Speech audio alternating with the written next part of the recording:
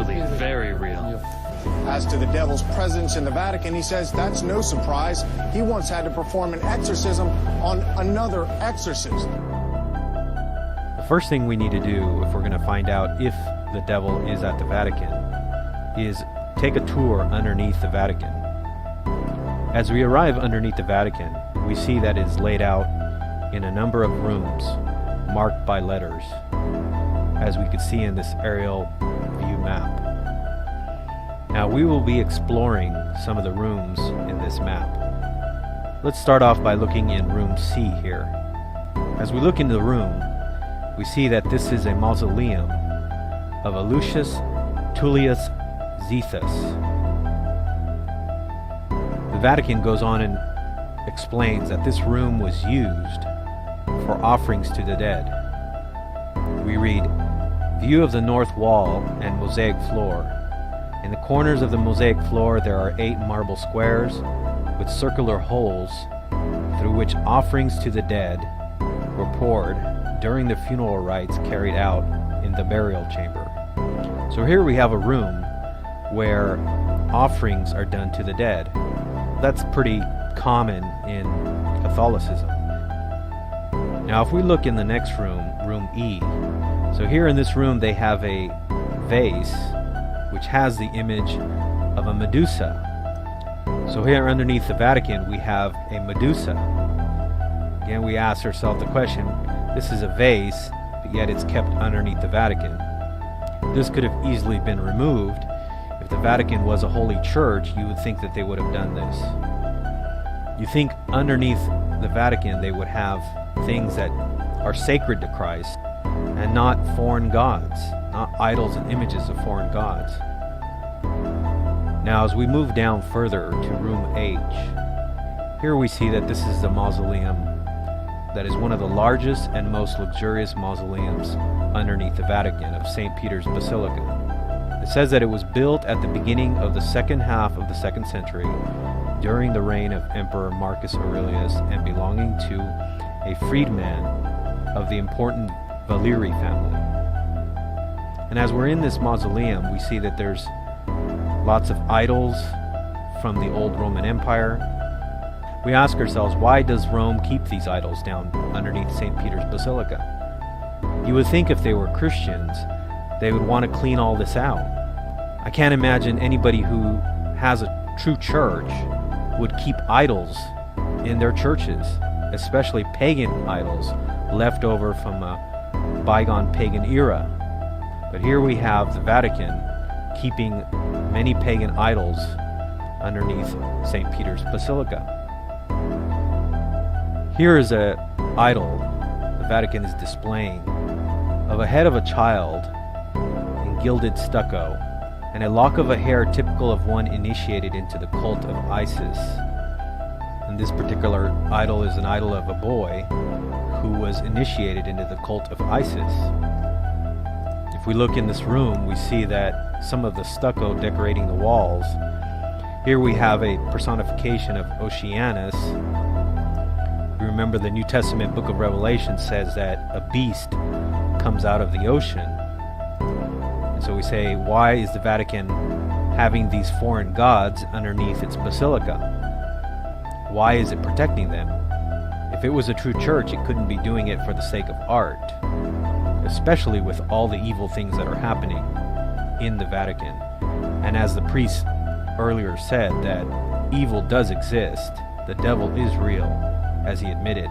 But the hypocrisy of all of this is that they have all these evil images and idols underneath the Vatican of St. Peter's Basilica. We also see 2 figures of genuses with bat wings also portrayed on the walls. Again, this is supposed to be a holy church and a holy place. Now this is supposedly all there for many, many years. As we move into the next room, room I, the details of the mosaic floor with Mercury and Pluto's chariot, they go on and explain that this theme is an explicit reference to the overcoming of death and the return of the afterlife. They describe it as a splendid mosaic floor of Mercury is depicted carrying a caduceus with wings at his ankles, walking in front a chariot carrying Pluto and his wife Persephone. So here we have all these Roman gods underneath the Vatican, images of foreign gods. Well, as we move to the next room, we find out why they keep all these idols down there in these images. As we move to room U, here we find the shock of all shocks. Here on the wall, it says there is a depiction of Lucifer, that is, the light bearer, the morning star. On the opposite of the wall, there is a drawing of Vesper, the evening star, cosmic symbol of the human life cycle. We find out that when we get to room U, here we have a clear depiction of Lucifer underneath the Vatican at St. Peter's Basilica. We ask ourselves, why are they keeping this image of Lucifer underneath the Vatican? Again, you would think if you're a Christian church, you would not want to have any of these images.